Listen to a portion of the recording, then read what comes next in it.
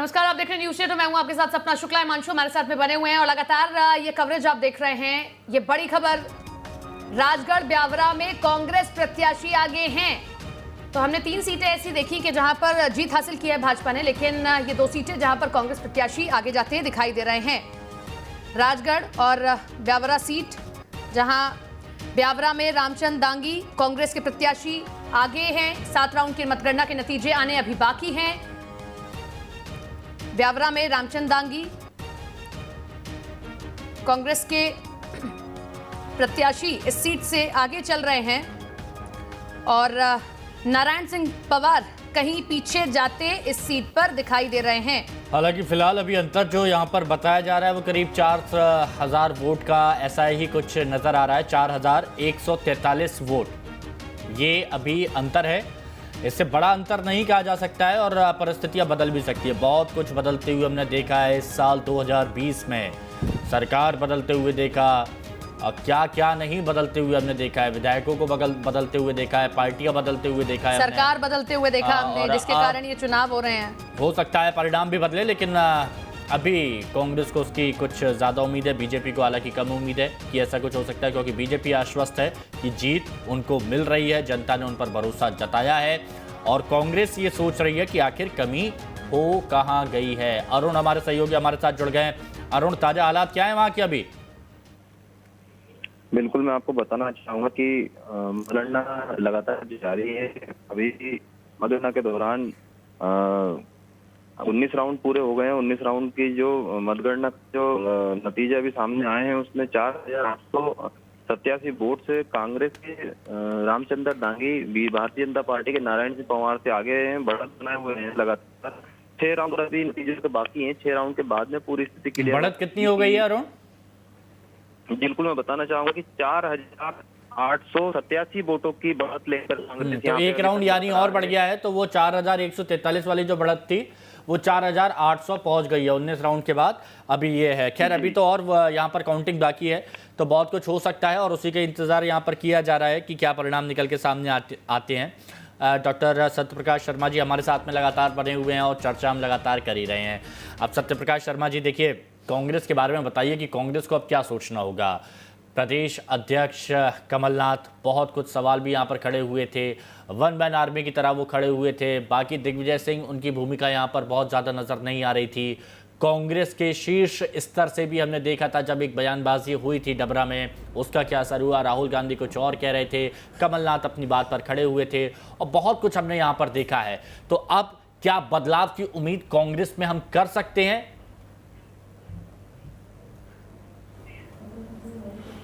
जी हिमांशु जी, आपने जो कहा है कि कांग्रेस क्या कर सकती है, क्या स्टेप लेना चाहिए, तो कांग्रेस को सबसे पहले उन चीजों पर जाना चाहिए हमें जहां कांग्रेस की गलतियां हुई हैं। सबसे पहले तो कांग्रेस में जो दिखता है वो डिसिप्लिन की कमी है। सही है। क्या है कि जब 15 माह की सरकार रही उस दौरान आपने नोट किया होगा कि उनके खुद के मंत्री, उनके खुद के विधायक अपनी सरकार पर आरोप लगाते रहे।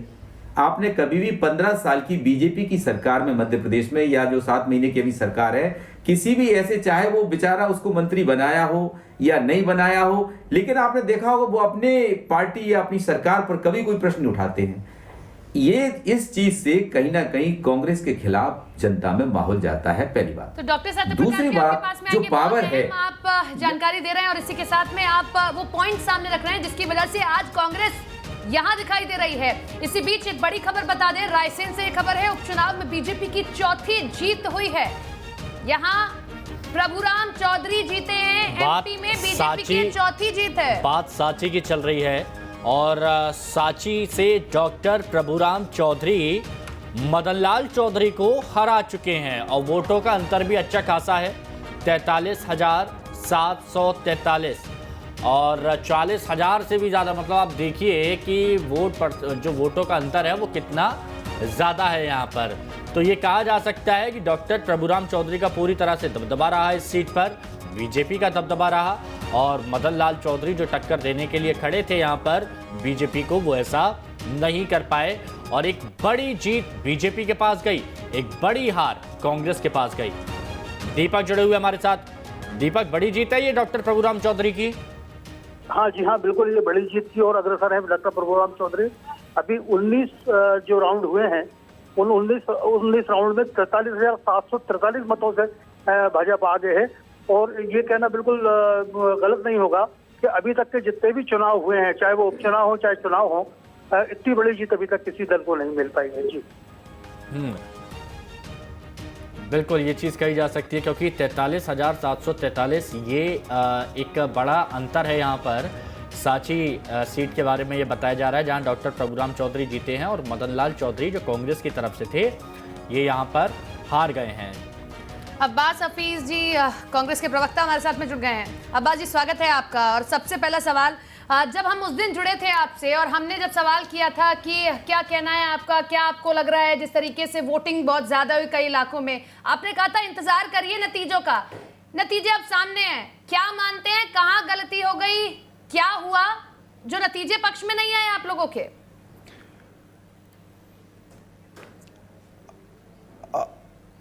हम जब सत्ता में थे तो झाबुआ का उपचुनाव हमने देखा था। जब झाबुआ के उपचुनाव में हम गए थे तो भारतीय जनता पार्टी ने कहा था कि जो उपचुनाव होते हैं ये सत्ता पक्ष की तरफ जाते हैं और सत्ताधारी दल की तरफ जाते हैं और सत्ता का दुरुपयोग किया गया है, सरकारी मशीनरी का दुरुपयोग किया गया है। मैं चाहता हूं कि भारतीय जनता पार्टी अपने उन बयानों को एक बार दोहरा के सुन लेगी तो आज उसको समझ में आएगा कि उसके ऊपर भी वैसे ही चीज़ें, उसी के खुद के आरोप नजर आते हैं। सत्ता का जिस तरह का दुरुपयोग किया गया सबने देखा।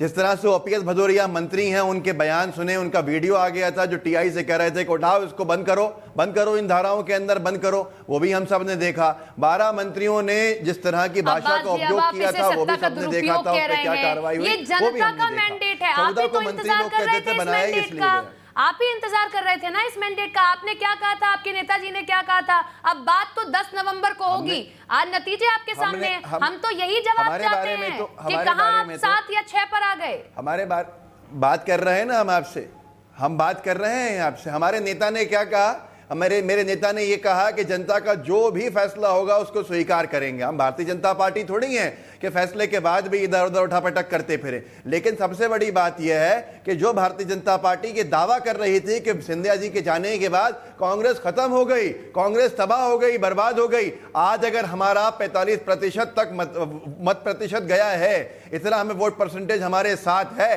तो जनता ने इनको कहीं ना कहीं नकारा भी है। वो लोग भी खड़े हैं जो कहते थे कि सिंधिया जी पूरा का पूरा वोट लेके चले गए। अब्बास जी आपके पास में आते हैं, एक और अपडेट आ रहा है, वो अपडेट दे दें और उसके बाद में आप ही से सवाल करेंगे।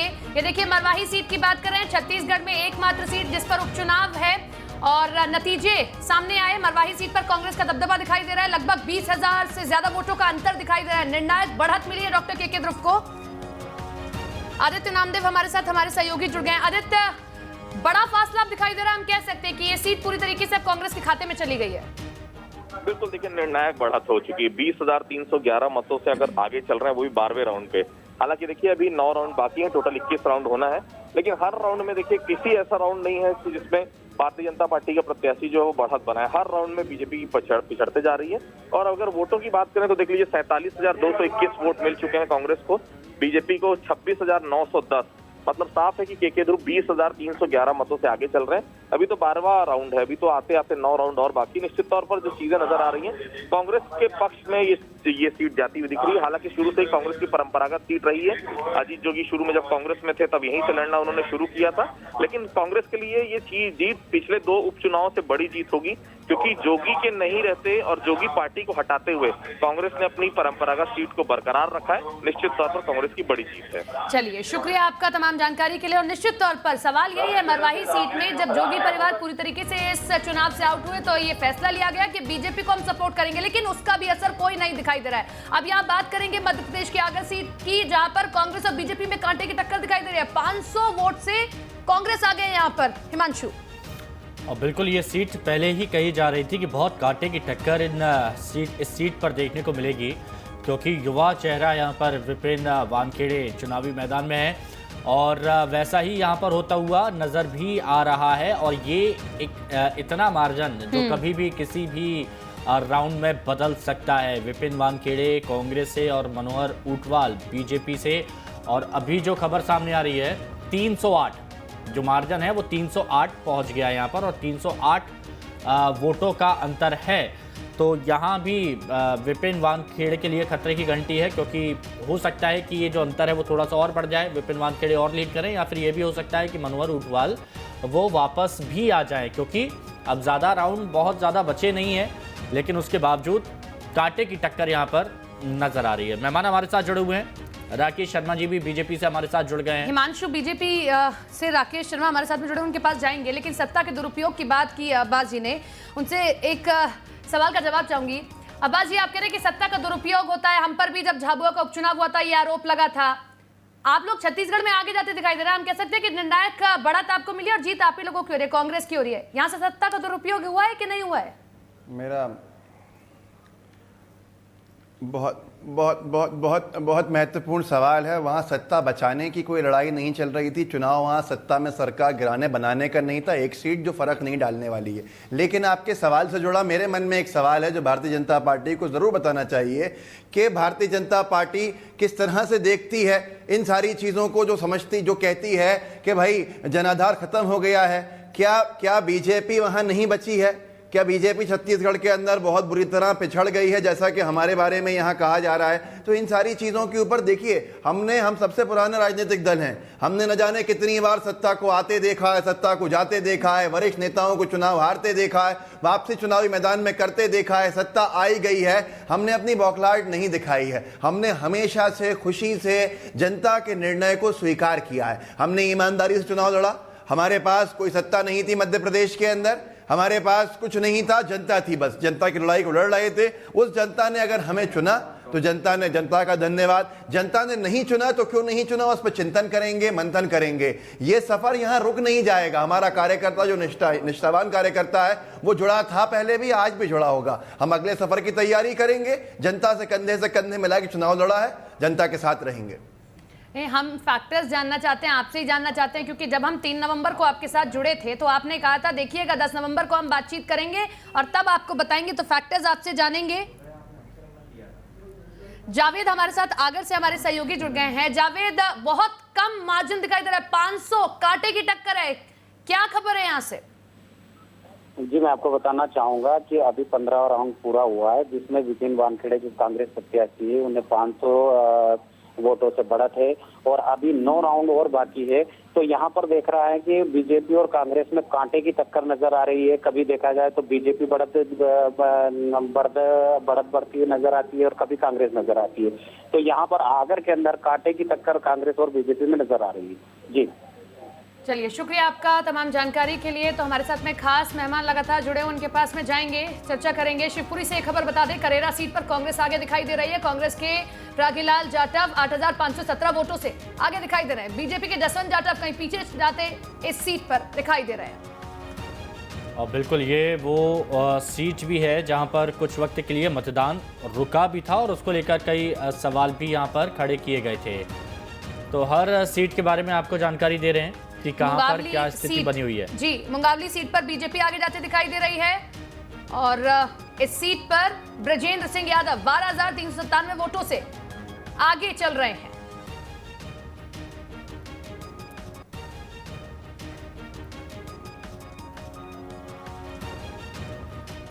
राकेश शर्मा जी जुड़े हुए हमारे साथ, बीजेपी के प्रवक्ता हैं।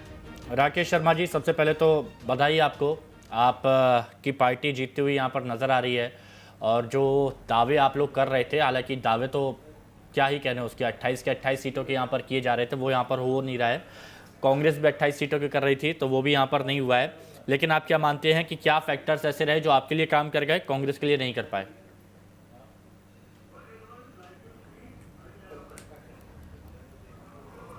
सबसे पहले तो आपने जो मुझे बधाई दी उसके लिए धन्यवाद। वो मध्य प्रदेश की वह जनता जिसने भारतीय जनता पार्टी को सर माथे पे बिठाया, उसका भी धन्यवाद। बात यहाँ निकल के जो आ रही है, आप देखें कि भारतीय जनता पार्टी के जो उम्मीदवार चुनाव जीत रहे हैं, कोई 20,000 से जीत रहा है, कोई 25,000 से जीत रहा है, कोई 30,000 वोटों से जीत रहा है। आज मध्य प्रदेश में जो 28 विधानसभाओं सीट पे चुनाव हुए, इसमें कांग्रेस के कितने उम्मीदवार थे ये किसी से छुपा नहीं है। ये सीटें किसके पास थी ये किसी से छुपा नहीं है। ऐसा क्या 15 महीने में कांग्रेस पार्टी ने कर दिया कि जो सीट मुश्किल से कांग्रेस पार्टी 200, 500, 1500 वोटों से जीती थी, आज उन्हीं सीटों पर भारतीय जनता पार्टी के उम्मीदवार 25-25, 30-30 हजार से जीत रहे हैं। कांग्रेस पार्टी इस बारे में विचार नहीं कर रही, इस बारे में मंथन नहीं कर रही है। कांग्रेस पार्टी सिर्फ आरोप की राजनीति कर रही है। मध्य प्रदेश की बात कर ली जाए, पूरे मध्य प्रदेश में ये चुनाव हुआ था। विंध्याचल की कुछ एक पोर्शन को छोड़ दिया जाए तो ऐसा पूरा मध्य प्रदेश का हर जगह से एक ना एक सीट पे कहीं ना कहीं चुनाव हो रहा था। ये मैंडेट कोई एक सीट का नहीं है, ये पूरे मध्य प्रदेश का मैंडेट है और ये इसको कांग्रेस पार्टी को समझना चाहिए। पूरे मध्य प्रदेश में आप देखिए मालवा, मालवा और निमाड़, जहां से कांग्रेस की सरकार बनी थी, ग्वालियर चंबल संभाग से कांग्रेस की सरकार बनी थी, आज कांग्रेस की ऐसी दुर्गति हो गई है। उसके बाद भी कांग्रेस के नेता चिल्ला चिल्ला के ईवीएम पे आरोप लगा रहे हैं, प्रशासनिक मशीनरी पे आरोप लगा रहे हैं। जरा जनता की तरफ भी देखिए। जो जनता, मैं सुबह से देख रहा था कि कमलनाथ जी हनुमान जी के मंदिर में पहुंच गए, हनुमान जी की उपासना कर रहे हैं कमलनाथ जी। मुझे बड़ा अच्छा लगा, चलिए जाना चाहिए, मंदिर जाना चाहिए, भगवान के दर्शन करना चाहिए। पर मध्य प्रदेश के जो युवा इंतजार कर रहे थे कि हमें 4000 रुपये बेरोजगारी भत्ता मिलेगा, वो भी रोज हनुमान जी को प्रणाम करते थे कि भगवान कमलनाथ को सद्बुद्धि दे दो और 4000 रुपये बेरोजगारी भत्ता दिलवा दो। बहनें और बेटियां इंतजार करती थी कि 51,000 रुपये हमारे कन्या विवाह के मिल जाए। किसान कहता था मेरा 2 लाख का कर्ज माफ हो जाए और युवा इंतजार करता था कि मुझे बैंड बाजा बजाने या ढोल चराने की नौकरी मिल जाए। वो सब भी हनुमान जी के दर्शन करने जाते थे। और मुझे बचपन से बचाया गया है कि जो पीड़ित होते हैं, जो शोषित होते हैं, जो गरीब होते हैं, भगवान पहले उनकी सुनते हैं। तो ये धन्ना सेठ अब दिन भर भगवान के सामने नाक रगड़े। जी, आपके लिए एक अच्छी खबर आ रही है, आपको बताते हैं। देखिए, महेंद्र सिंह सिसोदिया ने एल अग्रवाल को हरा दिया है। एमपी उपचुनाव में बीजेपी की 5वीं जीत हुई है। गुना की बमोरी सीट से बीजेपी प्रत्याशी जीते हैं। महेंद्र सिंह सिसोदिया ने केएल अग्रवाल को हरा दिया है। एमपी उपचुनाव में बीजेपी की ये 5वीं जीत, बीजेपी के खाते में ये सीट भी जाती हुई दिखाई दे रही है। जी राकेश जी, आप अपनी बात पूरी करें। देखिए, एक और सीट आप लोगों के खाते में आ गई है। कितने दिनों से कांग्रेस में थे?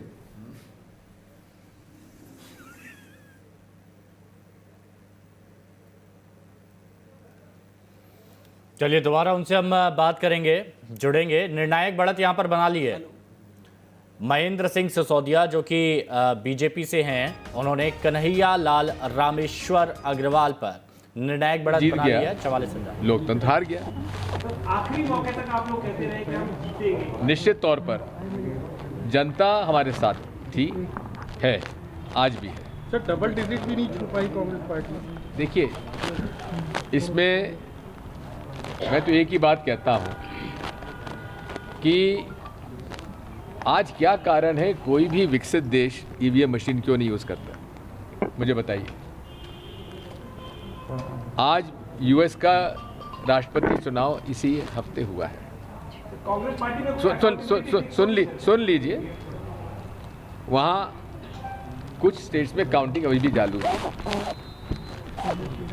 जिसमें चिप लगी है वो टेम्पर प्रूफ नहीं है।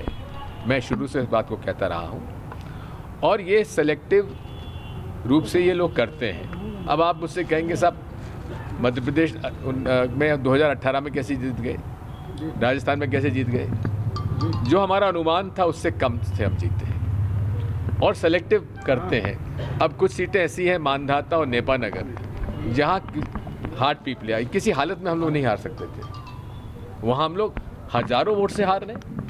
आखिर कहीं ना कहीं कुछ सोचेंगे।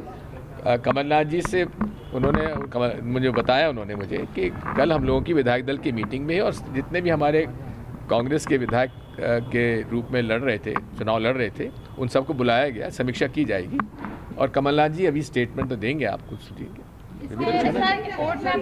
जनता भी बिकी है क्या? देखिए, जनता नहीं बिकती, खरीदने की कोशिश की गई, लेकिन मैं नहीं कहता कि जनता बिकी। प्रशासन ने जिस प्रकार से काम किया वो भारतीय जनता पार्टी के कार्यकर्ता के रूप में काम किया उन्होंने। कोई अकाउंटेबिलिटी फिक्स होनी चाहिए क्या Congress, with in the Congress party? देखिए, ये सारी बातें समीक्षा के बाद तय होती हैं। जी, yes, we shall continue to do so.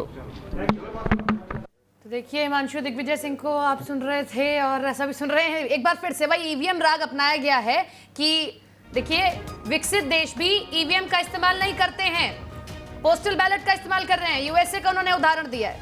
Abbas Hafeez जी, आपको लगता है ये सही है क्योंकि पूरी तरह से ईवीएम पर डाल देना जनता का अपमान नहीं है?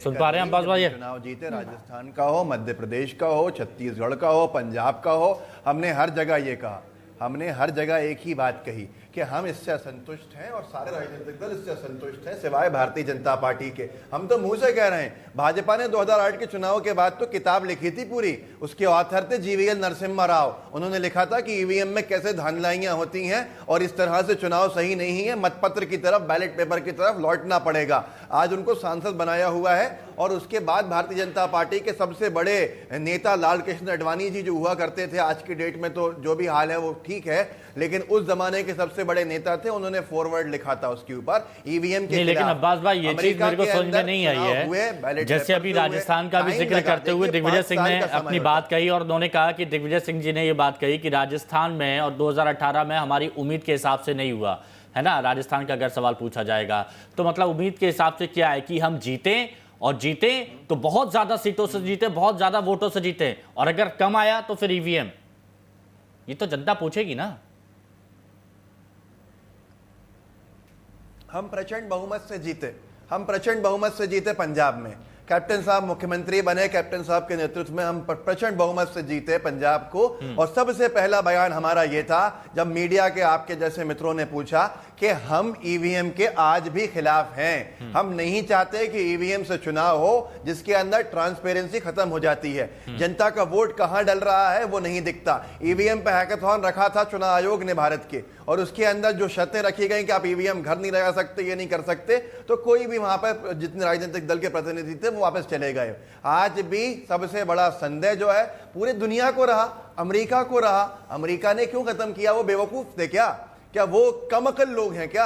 अमेरिका के देशवासी के जो संस्था हैं उन्होंने क्यों कर दिया? वो भी कराती ईवीएम से, अभी तक उनका क्लियर नहीं हो पाया था, 1 हफ्ता लग गया। तो देखिए ये अपनी जगह पे है। हम कोई जीतने के बाद और हारने के बाद अपनी बात को परिवर्तन नहीं कर देते बीजेपी की तरह। 2008 तक बीजेपी चुनाव हार रही थी तो ईवीएम दोषी थी, बीजेपी जीतने लगी तो ईवीएम सही हो गई। तो हम तो ठीक है ये कह देते कि एक ट्रेंड बन गया है, नरसिम्हा राव ने एक ट्रेंड बन गया है और जनता ये बात समझ ले कि जनता कितने भी मन से किसी को भी वोट दे दे, जीते तो राजनीतिक दल कहेंगे कि धन्यवाद, और हारे तो फिर यही कहेंगे कि ईवीएम में खोट है, चाहे वो बीजेपी हो चाहे वो कांग्रेस हो। देखिए अनूपपुर सीट पर बीजेपी प्रत्याशी आगे हैं निर्णायक बढ़त की ओर। बिसाहू लाल सिंह दिखाई दे रहे हैं। लगते हैं मैं तो शुरू से कह रहा हूं कि जो हमने देखा वो हुआ नहीं और जो हो रहा है वो हमने देखा नहीं, और ये हम अपनी बात नहीं कर रहे, पूरे प्रदेश की बात कर रहे हैं। बीजेपी खुश हो सकती है क्योंकि वो जीत रही है और प्रजातंत्र में जीत ही सिकंदर होता है, मगर प्रजातंत्र को भी ये सोचना पड़ेगा कि क्या ऐसी जीतें स्वीकार है। आप पार्टी छोड़ो, आप पार्टी के साथ आपने गलत किया, गिराई, उसके बाद भी आप जीतते हो, तो ये सोचने की बात है, समीक्षा। आपको लगता है आगे इस तरह का ट्रेंड और बढ़ेगा क्योंकि अब तो विधायकों में भी डर नहीं रहेगा हार का? डेफिनेटली अब हमको फिर से कॉन्स्टिट्यूशन को अमेंड करना पड़ेगा, शेड्यूल 10 को फिर एक नई परिभाषा से लाना पड़ेगा कि अब रिजिग्नेशन के बाद चुनाव मत लाने दो किसी को। ठीक है, तो हमारे साथ बातचीत कर रहे थे विवेक तनखा और दिग्विजय सिंह को। दोनों को आप इस वक्त जाते हुए देख रहे हैं पीसीसी से बाहर, और दोनों ने ही कहीं ना कहीं हार स्वीकार की है। और विवेक तनखा का ये कहना है कि ये काफ़ी खतरनाक है लोकतंत्र के लिए और प्रजातंत्र के लिए भी कि किसी चुनी हुई सरकार को इस तरह से गिराया गया, और उसके बाद जब विधायक चुनाव में गए तो वो भी हार कर ही जीत कर ही लौट गए। वीडियो जर्नलिस्ट अनवर के साथ शुभम गुप्ता, न्यूज़ 8 भोपाल। तो देखिए सांसद विवेक तनखा को आपने सुना, आपने दिग्विजय सिंह को सुना। हर कोई यही कह रहा है कि देखिए कुछ हेराफेरी हुई है, ईवीएम से हम तो पहले ही मना कर रहे थे। और ये बड़ी खबर आप देख रहे हैं, लगातार अपडेट हम आप तक पहुंचा रहे हैं। अनूपपुर सीट पर बीजेपी प्रत्याशी आगे दिखाई दे रहे हैं निर्णायक बढ़त की ओर। बिसाहू लाल सिंह दिखाई दे रहे हैं। राकेश सिंह जी माफ कीजिएगा, राकेश शर्मा जी क्या कहेंगे आप? देखिए आपने अभी विवेक तनखा जी को भी सुन लिया था, दिग्विजय सिंह जी को भी सुन लिया था, और अब्बास भाई को तो आप सुन ही रहे हैं, आपके साथ में ही बैठे हैं।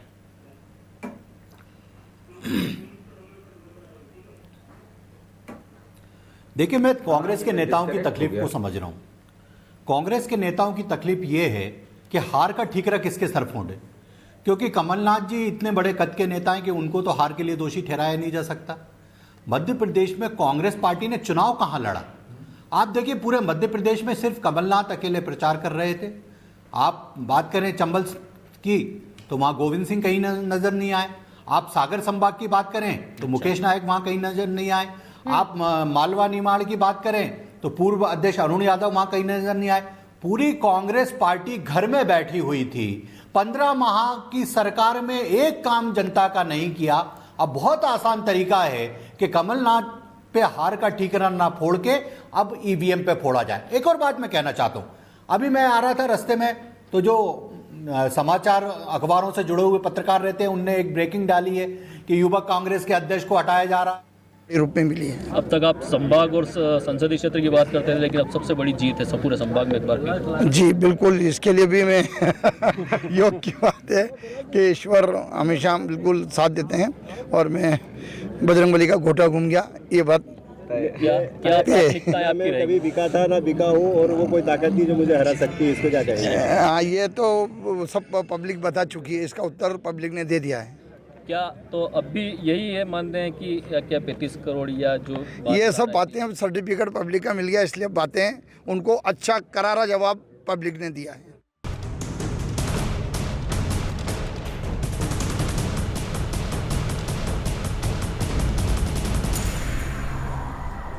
तो चुनाव का T20 का फाइनल आपके सामने है। दो टीम बीजेपी कांग्रेस आमने सामने, नतीजे सामने आ रहे हैं, और बीजेपी के लिए खुशखबरी यहां पर है, लड्डू बांटे जा रहे हैं, मिठाई खिलाई जा रही है, ढोल नगाड़े भी बजाए जा रहे हैं। और कांग्रेस के लिए यहां पर उम्मीद के मुताबिक उनको वो खुशी नहीं मिली जो कल तक वो उम्मीद कर रहे थे।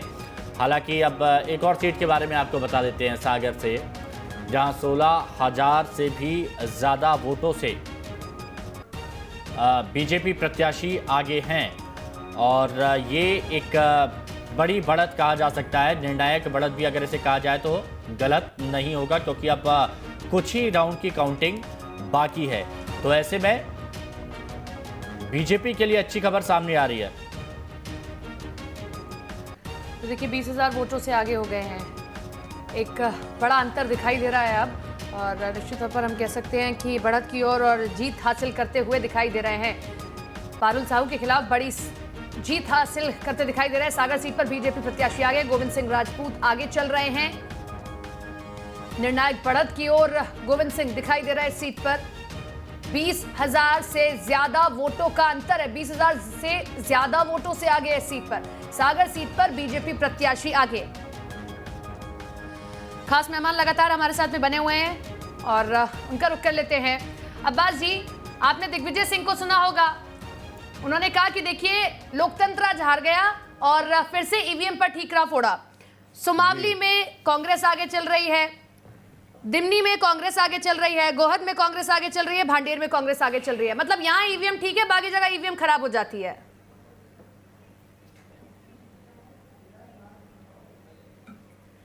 जहां भारी मार्जिन से जीत रहे थे वहां माइनर मार्जिन से आगे हैं, तो यही चीज़ दिग्विजय सिंह जी ने भी कही थी। और दूसरी बात यह है कि लोकतंत्र कैसे हार गया। लोकतंत्र ऐसे हार गया कि जब 22 के इस्तीफे करा के एक सरकार को गिराया गया तो उनमें से 14 को बिना विधायकी के इनाम दिया गया, पुरस्कृत किया गया, और उनको सत्ता का भागीदार बना के उनको मंत्री बनाया, अपने जो विधायक जीते हुए थे उनको छोड़कर। इसलिए लोकतंत्र हार गया। मंत्री इसलिए बनाया गया ताकि वो अपना जितना भी रसूखदारी है वहां दिखा सकें और उसके हिसाब से चुनाव को प्रभावित कर सकें, ताकि उनका हारना नहीं हो, जीतना आसान हो जाए। अब आएगी मुसीबत की घड़ी भारतीय जनता पार्टी की सरकार के लिए। जब वोटिंग हो रही थी, आप ही लोग थे, आप कह रहे थे देखिएगा 10 नवंबर का इंतजार करिएगा, ऐसे नतीजे आएंगे, सब चौंक जाएंगे, एक बार फिर से कमलनाथ सूबे के मुख्यमंत्री बनेंगे। क्या हुआ? 7 सीटें हैं। आज आपको लोकतंत्र जब मतदान देखा हमने, लोकतंत्र आज खतरे में दिखाई नहीं दे रहा है, पहले से दिखाई दे रहा था जब लोकतंत्र की दिन दहाड़े हत्या की जाती थी कि कांग्रेस के 22 विधायकों को बेंगलोर लेके जाया जाता था और बीजेपी के वरिष्ठ विधायक वहां दो बैठकर उनकी निगरानी करते थे, पहरेदारी करते थे। बीजेपी के एक विधायक कांग्रेस के निराश विधायकों के इस्तीफे लेकर आते थे और बहुत उत्सुकता के साथ आते थे, अति उत्सुक होकर, और कहते थे ये लीजिए इनके इस्तीफे, इनको स्वीकार कीजिए अध्यक्ष महोदय। ये हालत हमने देखी मध्य प्रदेश की। मध्य प्रदेश में लोकतंत्र को हमने गिरते हुए देखा, लोकतंत्र का हनन होते हुए देखा। ये चिंता का विषय है क्योंकि तानाशाही की तरफ अगर जाएगा मध्य प्रदेश या भारत तो नुकसान जनता का होगा। आज जनता को जिस तरह से उनके ऊपर यह कहा गया कि इसको बंद करो, इसको जेल में डालो, जो हमने देखा महगाओं के अंदर, वो सारी सीटों के ऊपर हालात थे। गोलियां चलने के ऊपर आपने देखा ऐसा गोली चालन जो मध्य प्रदेश ने कभी नहीं देखा था, ऐसी बूथ कैप्चरिंग जो कभी नहीं देखी थी। ठीक है, हमें जिस तरह से साम दाम दंड भेद से हराने की कोशिश की गई वो देखा जनता ने भी, और जनता ने अभी भी हमारा साथ नहीं छोड़ा। राकेश जी बहुत मुस्कुरा रहे हैं, आपको जवाब देना चाहते हैं। जी राकेश जी। वो तो मुस्कुरा, मैं बधाई देना चाहता हूं कि मैं चाहता हूं कि वो भी अभी किसी निगम मंडल के अध्यक्ष बने। ये इनका हक है, उनका हक नहीं है जिनको लाया गया है सिर्फ सरकार बचाने और बनाने के लिए। ये राकेश सिंह जी जैसे, राकेश शर्मा जी जैसे लोगों का क्या होगा जो 20 साल से पार्टी के लिए काम कर रहे हैं, जो 20 साल से बिना किसी हित के लिए पार्टी का झंडा उठाए हुए हैं। क्या मिला इनको? इनको कुछ नहीं मिला। लेकिन जिन लोगों ने पार्टी के अंदर आके किसी और पार्टी से एंट्री ली, उनको सब कुछ दे दिया गया। यही निराशा भाजपा के कार्यकर्ताओं में। राकेश जी से जवाब ले लें। जी राकेश जी। देखिए उन्होंने बोलने भी दिया, देखिए उन्होंने बोलने भी दिया मुझे, देखिए उन्होंने मुझे बोलने भी दिया, कहीं ना कहीं निराशा थी। देखिए मुझे तो सबसे आश्चर्य होता है जब लोकतंत्र की दुहाई कांग्रेस पार्टी देती है। 2018 में कांग्रेस की सरकार बनती है, विधानसभा के पटल का एक सीन इनके सामने मैं लाना चाहूंगा। एक तरफ नारायण त्रिपाठी जी बैठे थे, एक तरफ शरद कोल बैठे थे और कमलनाथ जी मुस्कुरा रहे थे। उस दिन मध्य प्रदेश का लोकतंत्र चीरचार हो रहा था, उस दिन कांग्रेस मुस्कुरा रही थी। आप बताइए, दावोस जाते हैं कमलनाथ जी, वहां पे काय के लिए जाते हैं कि मध्य प्रदेश में उद्योग लगाएंगे, मध्य प्रदेश में नई फैक्ट्रियां आएंगी, और वहां से बयान क्या देते हैं? 5 भारतीय जनता पार्टी के विधायक हमारे संपर्क में। जब नारायण त्रिपाठी और शरद कोल को बगल में बिठाते हो तब लोकतंत्र बच जाता है। जब कहते हो 5 भारतीय जनता पार्टी के विधायक हमारे संपर्क में है तब लोकतंत्र बच जाता है। और राजस्थान में पूरी की पूरी बहुजन समाज पार्टी के विधायकों को अपनी पार्टी में शामिल कर लेते हो तब लोकतंत्र को कोई खतरा नहीं रहता।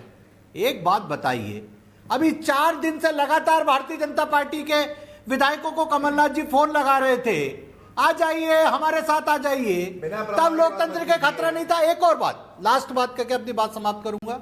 मेरे विद्वान साथी, सपा से एक मुस्लिम उम्मीदवार ग्वालियर से चुनाव लड़ता है, उसको दिग्विजय सिंह जी फोन करके कहते हैं हमारी पार्टी में आ जाओ, तुम्हें पार्षद का टिकट दे देंगे, हम हमारी पार्टी में आ जाओ, तुम्हें पार्षद का टिकट दे देंगे।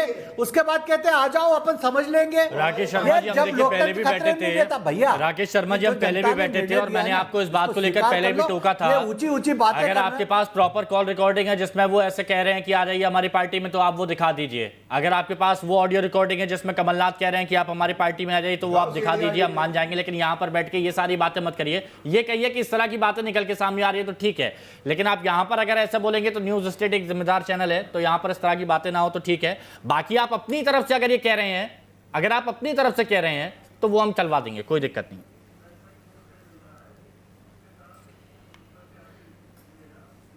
राकेश जी आएंगे आपके पास में। देखिए मरवाही सीट का भी हाल बता देते हैं।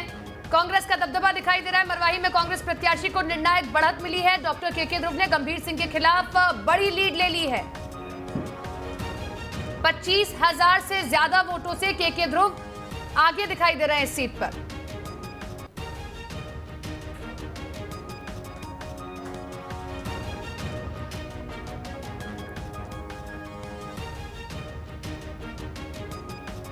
$25,739 ये वोट, और ये बड़ा आंकड़ा एक कहा जा सकता है कि यहाँ पर इतनी बड़ी जीत यहाँ पर हुई है। राकेश शर्मा जी बात पूरी कर लीजिए।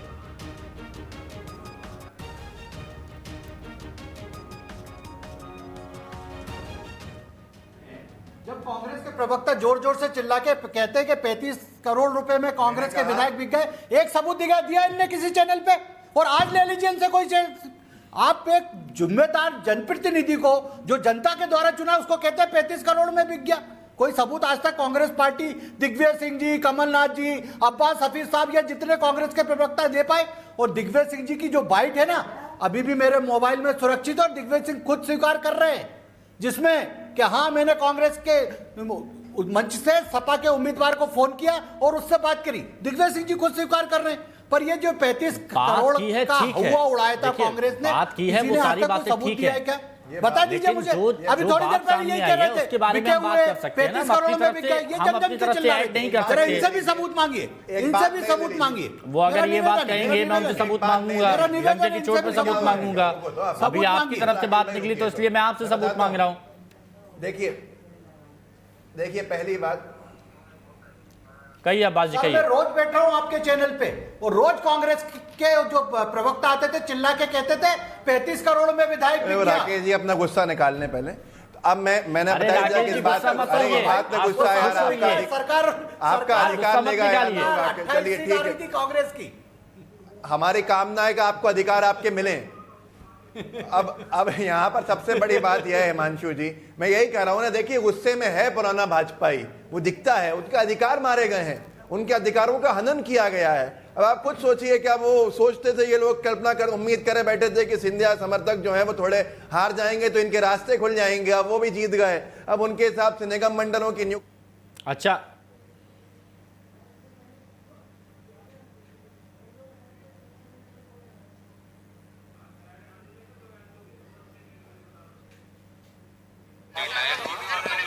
हाँ वो तो हो गया।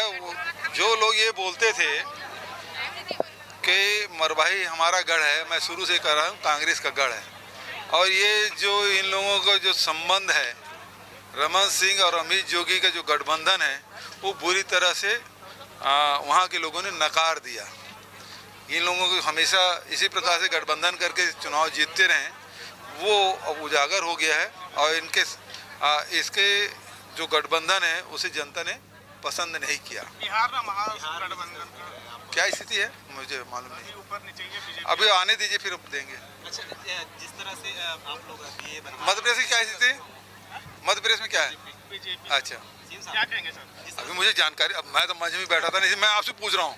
जिस तरह से महिला समूह से आप दिए बनवा रहे हैं, दिए बना रहे हैं, राहुल गांधी जी को और सोनिया गांधी जी को इस बार दिवाली में गिफ्ट देने की बात सामने आ रही है, किस तरह से आप पिछले साल भी भिजवाया था, इस साल भी भेजेंगे। तो मुख्यमंत्री भूपेश बघेल को आप सुन रहे थे और गठजोड़ बता रहे हैं कि देखिए नया गठजोड़ नहीं है जो अब जनता के सामने, तो पुराना गठजोड़ था, हार गया। हम तो शुरुआत से ये बात कहते आ रहे थे। अब्बास जी, एक सीट है आपके पास में खुश होने के लिए, ये एक सीट पर चुनाव हुआ, आप लोग अच्छा, आपको बढ़त मिली मरवाही सीट पर, कुछ कहेंगे इस सीट के लिए?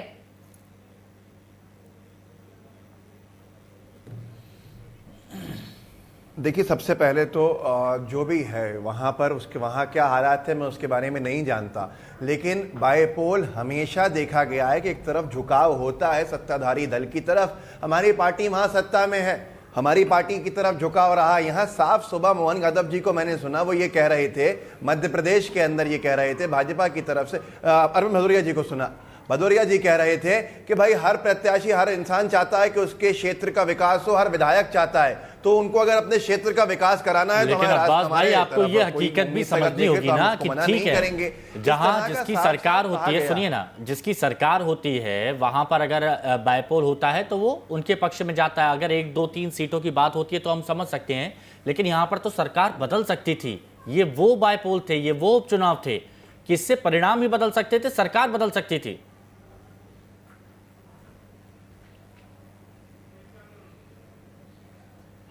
देखिए हिमांशु जी, क्या गलती हुई, क्या चीज़ कनेक्ट नहीं कर पाई हमारी, क्या हमारी ये गलती थी हम जनता के पास दोबारा जाएंगे कि हमने 100 रुपये 100 यूनिट में बिजली दी, इतने सस्ते बिल दिए और उसके बाद आज जनता 1500 रुपये 1600 रुपये 2000 रुपये के बिल दे रही है?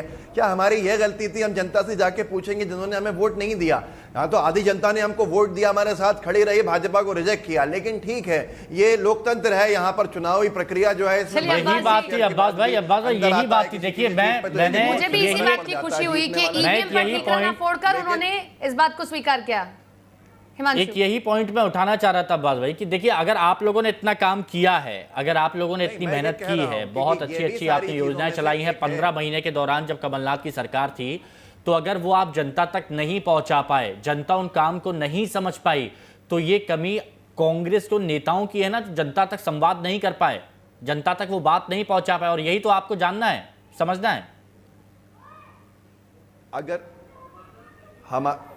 हमारे बारे में दुष्प्रचार किया गया कि हमने किसान कर्ज माफी नहीं की, जबकि 27 लाख किसानों का कर्जा माफ होने की बात तो मंत्री महोदय ने कर दी बीजेपी की। तो जो दुष्प्रचार था उसमें भारतीय जनता पार्टी ने कितना फायदा हासिल किया आपके सामने है। लेकिन एक आखिरी बात मेरी यह है कि हमको तो क्लीन स्वीप की बात कर रही थी भाजपा भी कि भारतीय जनता पार्टी कांग्रेस को कहीं छोड़ेगी नहीं, पर फिर भी अगर 40 से 45% वोट जो है वो कांग्रेस के साथ हैं और कांग्रेस जीरो पे नहीं है, बहुत आगे है उसके हिसाब से, तो भारतीय जनता पार्टी पूरी तरह से लोगों को आगे दिखाई दे रहे हैं। विपिन वानखेड़े आगर में कांग्रेस प्रत्याशी आगे जाते दिखाई दे रहे हैं। विपिन वानखेड़े 1170 वोटों से आगे हैं और सुर्खी में बीजेपी प्रत्याशी की जीत तय मानी जा रही है। हालांकि विपिन वानखेड़े के बारे में एक और अपडेट दे दें कि वो 1170 से अब फिर वापस जो अंतर है वो 448 हो गया है, यानी 500 से अंतर का वही चला आ रहा है। 200, 300, 400 और यहाँ पर 1170 की जगह वो वापस 448 पहुंच चुका है। विपिन वानखेड़े और मनोहर ऊंटवाल के बीच में ये कांटे का मुकाबला है। डॉक्टर सत्य प्रकाश जी, आपके पास में आना चाहेंगे। आपने सुना होगा कांग्रेस प्रवक्ता को, उनका ये कहना है देखिए बाइपोल जो है उनके नतीजे जो है जो सरकार होती है उसके पक्ष में चले जाते हैं। इसका मतलब कि जब भी चुनाव होंगे वो उपचुनाव होंगे, यानी कि जो सत्ता में पार्टी है वही जीत जाएगी। हम पहले से ये तय मानकर चले। ईवीएम को लेकर दिग्विजय सिंह को भी आपने सुना होगा, यानी कि आगे के आने वाले चुनाव जितने भी होंगे जो पार्टी सत्ता में वही जीत जाएगी, चुनाव की अब जरूरत नहीं है। फिर सपना जी आपने बिल्कुल ठीक कहा। दिग्विजय सिंह ने ये क्वेश्चन पहले भी उठाया, चुनाव के 2-3 दिन पहले बाद उठाया कि ये ईवीएम कैन बी हैक्ड, उन्होंने ये कहा है। और जो उन्नत देश हैं वो ईवीएम को छोड़कर उस चीज को ला रहे हैं। ईवीएम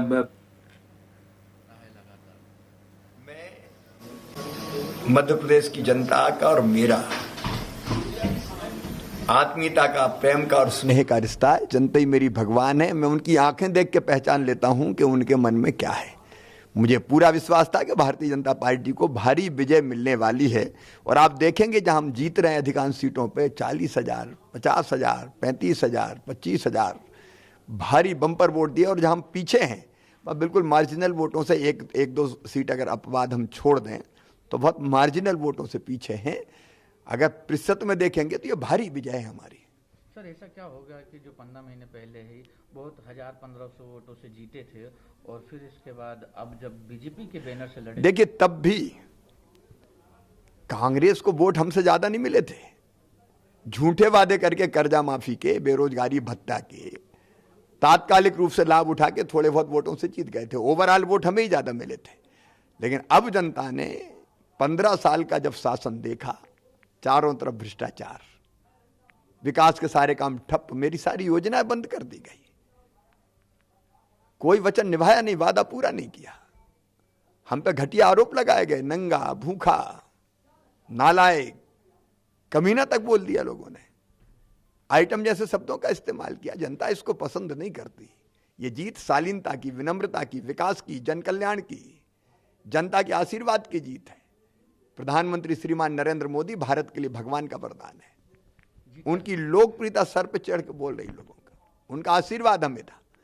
और बीडी शर्मा जी के नेतृत्व में, सुहास भगत जी के मार्गदर्शन में हमारे प्रदेश अध्यक्ष, संगठन महामंत्री, सारे कार्यकर्ताओं ने अनथक परिश्रम किया। ज्योतिरादित्य सिंधिया जी ने भी खूब मेहनत की, लेकिन नरेंद्र सिंह तोमर जी हमारे, कैलाश विजयवर्गीय जी, हमारे नरोत्तम मिश्रा जी, अरविंद भदौरिया जी, भूपेंद्र सिंह जी जो चुनाव के प्रबंधन का काम देख रहे थे, गोपाल जी, अरे पूरी टीम काम करती है हमारे यहाँ, पूरी टीम काम करती, सबने मिलकर काम किया और उनके साथ साथ मैं भी काम कर रहा था। कांग्रेस आरोप लगाए, दिग्विजय सिंह ने अभी कहा है कि ये प्रशासन ने बीजेपी तरह काम किया है। अधिकारी कभी तो सही बोल दिया करो दिग्विजय जी। अब तो चुनाव परिणाम आ गए, पहले से ही भूमिका बनाना शुरू कर दी कि ये तो ईवीएम हैक हो जाएगी। पिछली बार आप 114 सीट जीत गए, तब ईवीएम नहीं थी। तो दिग्विजय तो कभी भी सच को सच कहते ही नहीं हैं। उनकी फितरत ही ऐसी है कि उनको कोई ना कोई बहाना बनाना है। सर आपको भी चुनाव कोरोना हुआ, फिर आप काफी उसके बाद भी लगातार आप मेहनत करते रहे। 84 से 85 आपने रैली, 10 रोड शो किए हैं, कहाँ से लाते इतनी एनर्जी? देखिए जनता मेरे लिए भगवान है। मध्य प्रदेश मेरा मंदिर है। उसमें रहने वाली जनता ही मेरे लिए भगवान है और जनता का पुजारी शिवराज सिंह चौहान है। जनता की सेवा के लिए एनर्जी मिलती है, अपने आप ऊर्जा पैदा होती है। और इसलिए हमने केवल चुनाव में मेहनत नहीं की, सरकार चलाने में भी जितनी मेहनत की हमने, सारी जन कल्याण की योजनाएं फिर से चालू कर दी, विकास के काम फिर से चालू कर दिए। तो जो मेहनत सरकार चलाने में की वही मेहनत चुनाव में की और जनता का भरपूर आशीर्वाद मिला। मैं जनता का हृदय से आभारी हूँ और संकल्प है कि जी जान लगा देंगे हम अपनी जनता की बेहतरी के लिए, कोई कसर नहीं छोड़ेंगे। सर, टेम्परेरी मुख्यमंत्री, ये सही बात है कि अब तो जनमत का ये आदेश है कि मैं ढंग से अब पूरे समय जो 3 साल बचे हैं सरकार चलाऊं। मैं जनता को प्रणाम करता हूं और ये वचन भी देता हूं कि कोई कसर नहीं छोड़ूंगा जनता की बेहतरी के लिए, मध्य प्रदेश के विकास के लिए, लोगों के कल्याण के लिए, आत्मनिर्भर मध्य प्रदेश के निर्माण के लिए।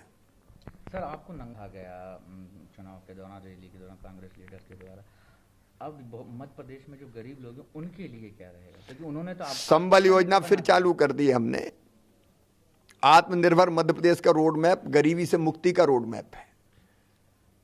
हम हर क्षेत्र में काम करेंगे, बाद में मैं विस्तार से चर्चा करूंगा, चाहे कृषि का क्षेत्र हो, चाहे स्वरोजगार का क्षेत्र हो, अर्थव्यवस्था ठीक करना हो, रोजगार के अवसर पैदा करना हो, शिक्षा हो, स्वास्थ्य हो, इंफ्रास्ट्रक्चर हो, चारों तरफ हम काम करेंगे। सर, बिहार में जिस तरीके से एनडीए की जीत हुई है, पहले से सुनिश्चित थी, हमें तो कभी भी ये नहीं लगा कि बिहार में एनडीए नहीं जीतेगा। अब कुछ लोग ख्याली पुलाव पका रहे थे, परिणाम आज सामने। प्रधानमंत्री जी की लोकप्रियता, बिहार की एनडीए सरकार का, नीतीश जी के नेतृत्व में सुशासन, कार्यकर्ताओं का परिश्रम आज वहां जीत रहा है। सिंह चौहान को आप सुन रहे थे और जीत के लिए पूरी टीम को बधाई दी है, पूरी टीम का नाम लिया। और हिमांशु, एक बात जो हमने अभी संबोधन देखी, हमने देखा कि जिस तरीके से वो मीडिया से बात कर रहे थे, कहीं पर भी कांग्रेस पर बहुत आरोप नहीं लगाए, अपनी टीम के लिए कहा है कि देखिए टीम ने कैसे काम किया और आगे क्या काम करेंगे। जीत का अंतर जो है वो बम्पर है, ये बात कही जा रही है और कॉन्फिडेंट काफी नजर आ रहे हैं शिवराज सिंह चौहान। तो अशोकनगर से बड़ी खबर, कांग्रेस प्रत्याशी ने हार मान ली है। देखिए ये खबर अशोकनगर से, आशा दौरे ने अपनी हार को स्वीकार कर लिया है। मतगणना केंद्र से घर के लिए निकली हैं आशा दौरे। अब्बास हफीज साहब, ये उदास करने वाली बात होगी क्योंकि हिम्मत टूट जाती है जब इस तरह की बात सामने आती है, इस तरह के नतीजे सामने आते हैं। लेकिन कांग्रेस को अभी और हिम्मत से काम लेना होगा, तो आगे के लिए क्या रणनीति?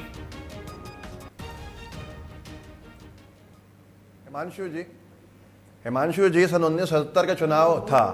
1970 के चुनाव के अंदर इंदिरा गांधी जी कांग्रेस को लीड कर रही थी, वो चुनाव हार गई थी। कांग्रेस ने इससे बहुत खराब दौर देखे और दोबारा कांग्रेस पार्टी जो है जीवित होती है और जीवित रहती है हमेशा। और कांग्रेस पार्टी इस सत्ता के साथ हमेशा जनता के लिए आती है और जनता के लिए काम करती है। हमने चुनाव जीते भी हैं, चुनाव हारे भी हैं। हमारे अंदर भारतीय जनता पार्टी की तरह चुनाव हारने के बाद ऐसी बौखलाहट नहीं आती कि हम किसी और के 22 विधायकों को लेकर उड़ जाएं, सत्ता के बिना रह नहीं पाए। जनता को जीतना चाहिए। जनता का जो फैसला होता है वो हर एक राजनीतिक दल को स्वीकार होना चाहिए और उसके बाद कोई इफ बट नहीं होना चाहिए। जनता ने जो फैसला दिया है, थोड़ी देर के बाद पूरा का पूरा फैसला फाइनल क्लियर हो जाएगा, हमें स्वीकार होगा, हम उसके हिसाब से मेहनत करेंगे आगे। फिर से जनता की आवाज उठाना ही तो राजनीति में सबसे बड़ा काम होता है, उठाएंगे। मतलब ईवीएम पर आप लोग ठीकरा नहीं फोड़ेंगे, जो दिग्विजय सिंह ने कहा है।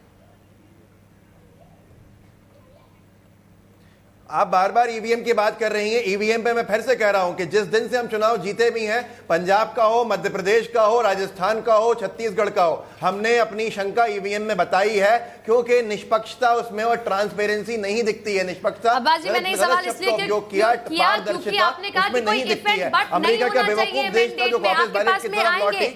अमेरिका का गलत। हरिशंकर हमारे साथ हमारे सहयोगी। मैंडेट क्या हम कबूल नहीं करेंगे, मैंडेट हमें कबूल करना होगा, लेकिन आगे आने वाले समय के लिए लोकतंत्र को मजबूत करने के लिए हर चीज को सही करना होगा। आएंगे आपके पास में। हरिशंकर हमारे साथ हमारे सहयोगी जुड़ गए हैं। हरिशंकर, ये अशोकनगर में कांग्रेस की प्रत्याशी हैं, उन्होंने अपनी हार को स्वीकार किया और अब घर के लिए निकल गए हैं, और क्या अपडेट आपके पास? जी देखिए, बिल्कुल मैं आपको बता दूं कि अशोकनगर में जो यहाँ पर है मतगणना शुरू है। यहाँ पर जो बीजेपी के प्रत्याशी हैं जसपाल सिंह जग्गी, वो आशा दौरे से करीब 10,000 वोटों से आगे चल रहे हैं और करीब जो है मतगणना के लिए 22 राउंड होने हैं। लेकिन 22 राउंडों में से अभी जो है वो अभी तक जो है 16 राउंड हो चुके हैं, जिनमें से जो बीजेपी प्रत्याशी हैं जसपाल सिंह जग्गी, उन्होंने शुरू से ही जो है लगातार बढ़त बना रखी है और आशा दौरे कहीं ना कहीं बिल्कुल पीछे जाती हुई नजर आ रही हैं। और यही कारण रहा कि जो कांग्रेस की प्रत्याशी हैं आशा दौरे, वो जो है वो मतगणना केंद्र से बाहर निकल आई हैं और बाहर निकलने के बाद वो अपने घर के लिए रवाना हो गई हैं। हालांकि एक चीज और देखने को मिली है कि इन सब चीजों के बाद उन्होंने जो है अपनी जनता के लिए धन्यवाद कहा और उन्होंने बोला है कि हम पहली बार चुनाव लड़ रही थी, तो मुझे ऐसा नहीं है कि मुझे वोट ना मिले और मुझे अच्छे खासे वोट मिले हैं, लेकिन जनता ने जो फैसला दिया है उसको मैं स्वीकार करती हूँ। और वो मतदान केंद्र से, जो मतदान गणना केंद्र था, वहां से वो हंसती हुई निकली है। मतलब उनके चेहरे पर एक जो जब उम्मीद के अनुसार परिणाम नहीं आता है तो थोड़ी निराशा ज़रूर होती है, लेकिन यही वक्त होता है जब आप तय करते हैं कि आपको यहाँ से टूटना है या फिर मजबूती के साथ आगे बढ़ना है। चलिए, शुक्रिया हरिशंकर आपका तमाम जानकारी के लिए। डॉक्टर सत्यप्रकाश वरिष्ठ पत्रकार हमारे साथ में लगातार बने हुए हैं। डॉक्टर सत्यप्रकाश जी, क्या कहेंगे नतीजों पर, क्योंकि कांग्रेस ने एक तरफ ये भी कहा है कि देखिए ईवीएम पर हम हमेशा सवाल खड़े करते रहे, इस बार भी सवाल खड़े कर रहे हैं, दिग्विजय सिंह को आपने सुना होगा, लेकिन दूसरी तरफ कांग्रेस प्रवक्ता कह रहे हैं कि इफ एंड बट नहीं, मैंडेट को स्वीकार किया है हमने।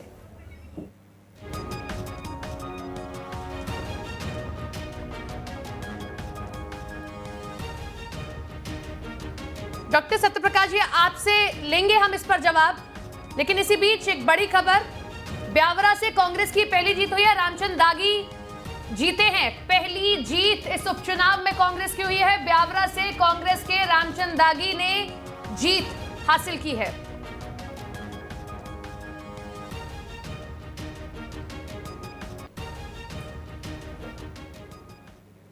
तो पल पल की खबर न्यूज स्टेट पर हम आपको देते रहेंगे। हालांकि बहुत ज्यादा अब कुछ बचा नहीं है कांग्रेस के लिए, लेकिन कुछ सीटें ऐसी हैं जहां पर कांग्रेस यहां पर जीतती हुई नजर आ रही है।